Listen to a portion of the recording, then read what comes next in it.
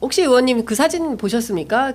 저희 뭐 대통령실 그 대통령 어깨 이렇게 올린 사진 좀 올려주시겠습니까? 아시는 것처럼 예. 어제 도하 모든 언론들이 보도했던 네. 그 면담 사진이 굉장히 큰 충격과 화제를 일으키고 있는데요. 그 사진 딱 보면서 의원님 어떤 생각이 일감이 드셨어요? 어떤 분들은 이제 저게 불려가서 꾸중 듣는 고등학생 예, 조사진입니다. 같다 예. 하셨는데 저는 이제 검찰청 검사실 같은 느낌. 검찰청 옆에 검사실. 정진석 비서실장은 변호인 같고. 예. 네, 그런 저게 이제 막 저렇게 미세를 예. 부리면서 조사를 하는 특수부 스타일. 그런 느낌이 취조. 들었어요. 저는. 네. 저는 사실 피의자 취조하는 장면이다. 네, 저는 그런 느낌으로 봐서. 검사실이 저렇게 돼 있습니까? 대체? 검사실 저렇게 네모난 테이블에 예. 저렇게 변호인 옆에 앉아서 예. 조사받는 그런 형식이죠. 예. 조사받는 형식이다. 근데 저 자리에서 대통령이 반말을 했다는 겁니다. 네. 한동훈 대표를 향해서. 네, 그 두 사람의 그동안의 관계, 관계. 제가 윤석열 검찰총장 감찰할 때도 네. 두 사람이 측근이고 예. 특수한 관계이다라는 예. 것을 입증을 했거든요. 예. 그래서 오랜 관계에 비춰서 예. 뭐 반말을 예. 하는 관계였다고 너무 생각하고요. 자연스럽다. 그렇지만 저것은 여당 대표를 그렇습니다. 만나는 자리이기 때문에 예. 매우 부적절하죠. 네. 대통령은 지금 공사에 대한 구분이 없으시다. 네, 저는 굉장히 권력을 사유화하고 있고 대통령 권력 예. 자체를 이것이 사적인 윤석열 개인에게 주어진 것이라고 생각을 하시는 것 같아요. 네. 그렇게 국정을 운영을 하고 있기 때문에 반말도 나온 것이라고 생각합니다. 한동훈 대표에게 윤석열 대통령이 이런 이야기를 했다고 합니다. 나와 오래 일했지만 내가 내 가족이 무슨 문제가 있으면 내가 편하게 빠져나오려고 한 적이 있냐. 그러면 있죠. 네. 네. 윤석열 검찰총장 당시에 수사정보정책관실에서 장모 대응 문건을 작성을 한 것이 언론 보도로 드러났잖아요. 네. 그거 자체가 윤석열 대검찰청을 가족을 위한 로펌으로 만들었다 이런 비난을 받았잖아요. 네. 쉽게 빠져나오려고 하지 않았다라는 말이 저는 무슨 말인지 모르겠습니다. 이 말을 들은 한동훈 대표가 무슨 생각을 했을까요? 네. 저도 물어보고 싶네요. 그러니까요. 그리고 뿐만 근데 아니라 그것에 가장 성실하게 같이 복무했던 분이 한동훈 대표예요. 한동훈 검사장. 예. 한동훈 법무부 장관. 그러니까요. 그런 표현을 쓰더라고요. 사실상 한동훈 대표가 원조 김건희 라인 아니냐. 총장 시절부터 카톡을 수백 장을 주고받으면서 고발사주 대응을 했던 그 사람 아니냐. 그 업보가 사실은 한동훈에게 있는 거 아니냐. 이런 지적 어떻게 보십니까? 윤석열 대통령이 검찰 당시에는 한동훈 대표, 한동훈 이제 검사하고 윤석열, 김건희, 한동훈이 한 팀이었다고 저는 생각합니다. 원팀이었다. 네. 예. 그렇게 해서 말하자면 이제 비유하자면 개국을 하신 거죠. 개국. 네, 그래서 윤석열 검찰 윤사단들이 예. 자기들이 개국공신이라고 하는 말을 제가 들었어요. 아. 그런데 정치권에 나오면서 한동훈 검사보다는 명태균이라는 사람을 만나서 윤석열, 김건희, 명태균 이 세 사람이 한 팀이 되어서 대선 레이스를 달렸다. 저는 그렇게 보고 있습니다. 네. 그러니까 여기서 한동훈이 빠지고 명태균이 들어간 네. 거네요. 그럼 이 사람들은 왜 이렇게 트리오입니까? 둘이 트리오가 해서 권력을 지금 향유하고 있다가 지금 이게 다 들통이 나고 있는 상황이고 명태균 씨가 적극적으로 공개를 하고 있는 건데요. 그 내용을 들어보면 진짜 가관입니다, 의원님. 네. 어떤 느낌 드셨어요? 근데 그들은 과거에도 그런 뭐 영적인 대화를 했습니까? 그 강혜경 증인이 국감장에서 영적인 대화, 김건희 여사하고의 영적인 대화를 직접 증언을 했습니다.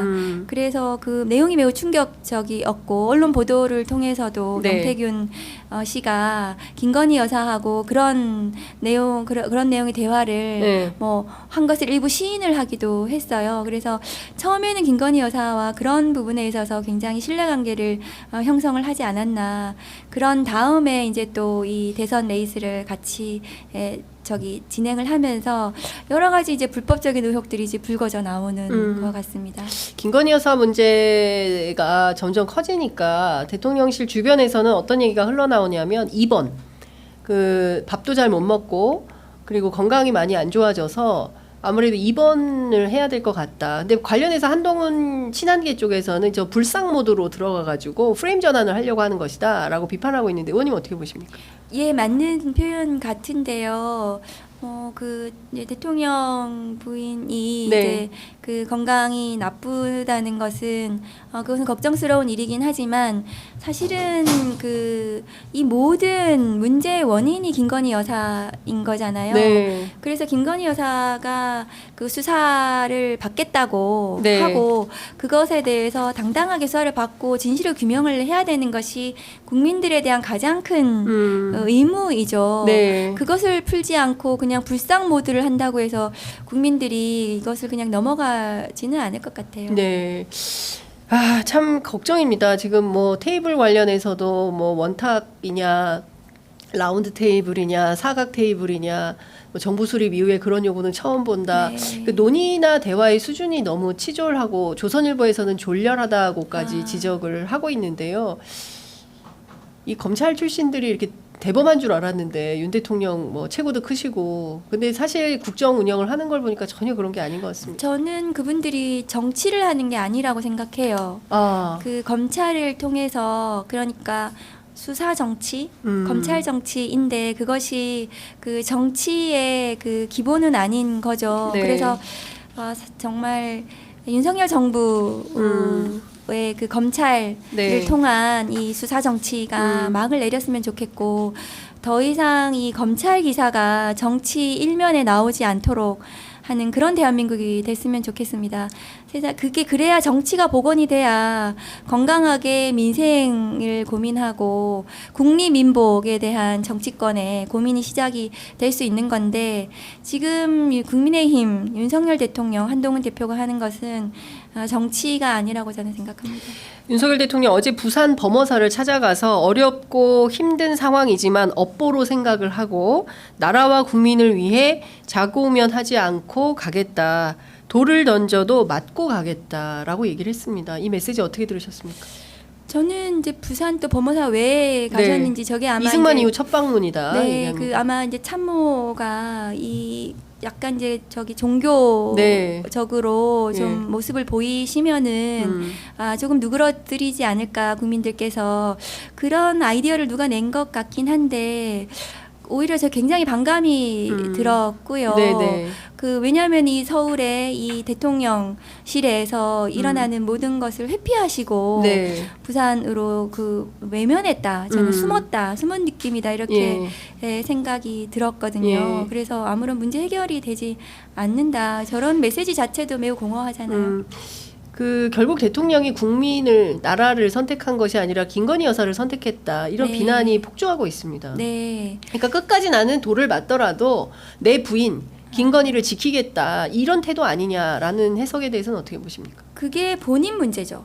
김건희 여사를 지키는 게 아니고 아하. 그게 본인 문제예요. 그래서 김건희 여사를 지키는 것이 국정농단, 윤석열 대통령 탄핵 이것으로 진행되지 않기 위한 길목인 거죠. 길목. 그래서 그게 단순히 부인에 대한 위대한 사랑 때문이 아니고 그것이 본인을 막기 위한 것이라고 생각을 합니다. 그러니까 실제로는 부인을 향한 사랑처럼 보이게끔 여론을 만들지만 내심은 부인이 아니라 이 자신에게 다가올 어떤 위협을 막기 위한 길목 차단용으로 김건희 여사를 이용하는 걸까요?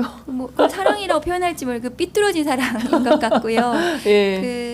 가족과 측근의 비리에 대해서 어떤 대통령도 그 특검을 반대하거나 그런 적이 없다고 제가 알고 있는데 당당하게 김건희 특검법을 수용을 해야 이 국면이 타게 될 거라고 생각합니다. 원님 말씀 들으니까 갑자기 순방 갈 때 우산을 자기만 쓰고 김건희 여사 안 씌워준 장면이 갑자기 연상이 돼서 그럴 수도 있겠다라는 생각이 좀 듭니다. 현안이 너무 많아서 근데 오늘 또 시간도 많지 않아서 짤막하게 이것도 좀 여쭤보도록 하겠습니다. 10월 재보 재보선 끝난 지 한 일주일 정도 되고 있는데요. 비례정당이지만 그래도 이제 전국정당화 그리고 지역정당화 하기 위해서 이번 선거 뛰셨는데 이 선거 결과에 대해서는 좀 어떻게 받아들이십니까? 선거 결과에 대해서는 그 조국혁신당 내부에서 뼈아픈 반성과 성찰이 있어야 된다고 생각을 합니다. 그래서 다음 선거라든가 우리 당이 나아가야 할 방향에 대해서 깊이 고민을 해야 된다고 생각을 하거든요. 그리고 제가 사실은 이제 이번 뭐 재보선 선거에 제가 법사위 일정이 많고 해서 제가 깊이 있게 막 이렇게 관여하거나 하지는 못했거든요. 그래서 우선 이제 다음 주에 이 선거 결과에 대한 이제 또 그 내부에서 보고가 있다고 하니까 그 내용을 한번 보고 저도 당에 나아갈 방향을 저도 또 고민해보고 논의해보도록 하겠습니다. 네, 속보가 하나 들어와 있어서 소개해드리겠습니다. 한민수 민주당 대변인이 오늘 그 민주당 최고위원 회의가 끝난 다음에 이재명 대표가 한동훈 대표와의 대표 회담 의제, 시기, 방식에 대해서 논의를 하라고 했다고 하고요. 실제로 유력한 날짜는 11월 초, 아마도 다음 주 혹은 그 다음 주가 되지 않을까라는 생각이 좀 듭니다. 일단 다음 주에는 한동훈 대표 100일 기자회견이 있기 때문에 그 이후가 될 가능성이 있고 일단 국정감사는 끝나야 만날 수 있지 않겠냐라는 전망을 했는데요. 경우에 따라서는 이번 주말에 전격적으로 회담이 성사될 가능성도 있다라는 얘기가 나옵니다. 경우에 따라서는 한동훈 대표와 민주당 그러니까 국민의힘 일부 친한파와 민주당이 손잡고 그리고 다른 야당 의원들과 함께해서 다음 김건희 특검 정국을 넘어갈 수 있다고 전망하십니까? 아니요. 저는 그렇게 생각하지 않습니다. 아, 지금 한동훈 대표가 이재명 대표하고 네. 저는 잘 만났으면 좋겠고 네. 민생을 위해서 머리를 맞대고 좋은 결과를 냈으면 좋겠습니다. 예. 그런데 한동훈 대표가 이재명 대표를 만나는 것이 그 어떤 맥락에서 그것이 이제 진행이 됐는지 모르겠지만 저는 한동훈 대표가 그것을 실질적 진심으로 민주당과 머리를 맞대고 민생을 고민을 해서 어떤 정책이나 법안을 진행시키겠다는 것인지 의심스러워요. 그동안의 행보를 봤을 때 윤석열 대통령하고 뭐가 잘 안 되니까 민주당하고 할 수도 있다는 모양새를 보여주기 위한 것이 아닌가 싶고요. 예. 그리고 이제 친한계라고 예. 정치권에선 얘기가 되고 있지만 실제로 국민의힘 내부에서 한동훈 대표의 리더십에 대해서는 저는 의문을 많이 가지고 있다고 들었어요. 네. 그래서 정말 한동훈 대표가 다음의 대안인지 윤석열 다음 대통령 다음에 대선 후보로 적절한지에 네. 대한 근본적인 고민을 한다고 제가 들었습니다. 어허. 그래서 그 한동훈 대표의 뭐 친한계 의원들이 민주당하고 같이 손잡고 범야와 예. 손잡고 윤석열 대통령을 고립시키는 예. 그래서 김건희 특검법도 마침내 통과시키는 네. 이런 방향으로 나아가기를 기대하는 것은 예. 저는 좀 그렇게 전망하지 않습니다. 일장춘몽입니까? 네, 저는 그렇게 전망합니다. 어. 그냥 한동훈 대표는 예. 윤석열 대통령하고 관계 복원해서 국민의힘에서 그 입지를 강화시켜서 전두환 노태우 같은 네. 그런 그 정권 이양. 정권 이양까지 예. 그렇게 그런 모델을 오히려 더 선호하고 예. 생각하지 않을까 싶거든요. 그렇군요. 네. 야, 그러면 의원님 이 특검의 전국을 어떻게 넘어야 됩니까? 지금 명태균 리스트 때문에 사실상 개혁신당도 이번에 김건희 특검법 통과에 기여하겠는가라는 근본적인 의문이 나옵니다. 그렇다면 오히려 189석으로 야권이 오히려 더 축소되는 이런 상황이 놓이게 되는데요. 이걸 좀 어떻게 좀 뚫어야 되겠습니까? 그래서 제가 아까 말씀드렸다시피 그 국민의힘 내부에서 고민을 하실 거거든요, 의원님들이. 예. 그래서 이 건의 그 김건희 특검이라든가 여러 가지 이제 이 전국을 타개할 네. 이런 것들에 대해서 저는 국민의힘 의원들이 고민해가지고 김건희 특검법만이라도 네. 이게 그 통과가 돼야 예. 그 다음이 있다고 생각을 하시는 분들이 김건희 특검법 재의결에 예.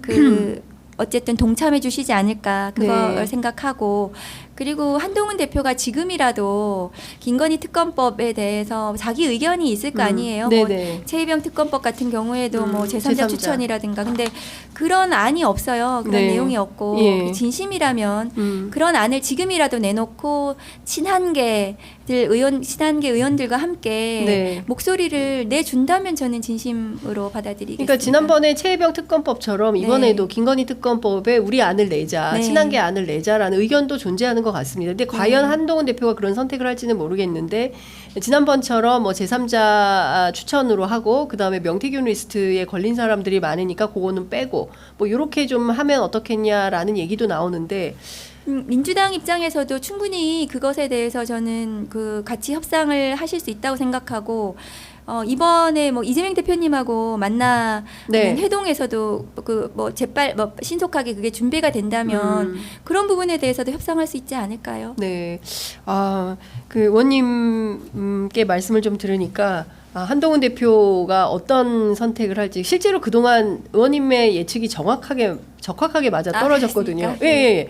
한동훈 대표가 진짜 실제로 최혜병 특검은 할 거다라고 했는데 결국 안 됐고 그래도 김건희 특검은 할 거다 했는데 그것도 안 했습니다. 그런데 어찌 보자면 경우에 따라서는 말씀 주신 대로 반윤의 이미지만 구축을 하고 종래에는 노태우 전두환 모델처럼 그렇게 해서 정권, 그러니까 이 사람들이 저희도 취재를 해보면 제일 관심 있는 게 대선이에요. 맞습니다. 대선을 우리가 할 수 있냐, 대선을 민주당에게 혹은 또 다른 야당에게 빼앗겨서는 안 된다라는 아주 그 강력한 의지가 있습니다. 그래서 말씀 주신 대로 경우에 따라서는 의외로 이 특검 정국이 풀리지 않은 채로 더 길게 갈 수도 있겠다.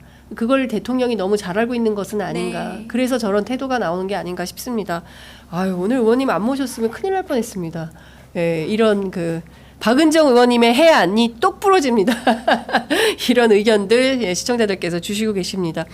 아유, 의원님 말씀 잘 들었습니다. 끝으로 꼭 하시고 싶으신 말씀 있으면 잠깐 듣겠습니다. 네, 이제 국감이 이제 막바지에 접어들고 있지만 명태균 게이트의 충격적인 내용들이 지금 뭐 쏟아져 나오고 있잖아요. 그래서 국민들께서도 끝까지 관심과를 가져주시고 그래서 저희 이제 법사위에서 그것이 검찰과 이제 가장 최전선에 있지 않습니까? 그래서 그 지지해 주시고 그래서 국민들의 지지로 저희가 하나하나 의혹이 규명될 수 있도록 해 주십사 부탁을 드리고 저도 제일 앞장서서 열심히 하겠다는 약속을 드리겠습니다. 네. 자, 지금 뭐 저희 박은정 의원님 창에 농협은행 광고 나가고 있는데요. 이거는 저희 취재 편의점이 아니라 박은정 의원님 후원의 광고라는 점을 다시 말씀을 좀 드리겠습니다. 네, 함께해 주신 여러분 너무 감사드리고요. 의원님께도 특별히 감사드립니다. 또 모시겠습니다. 네, 감사합니다. 고맙습니다. 네.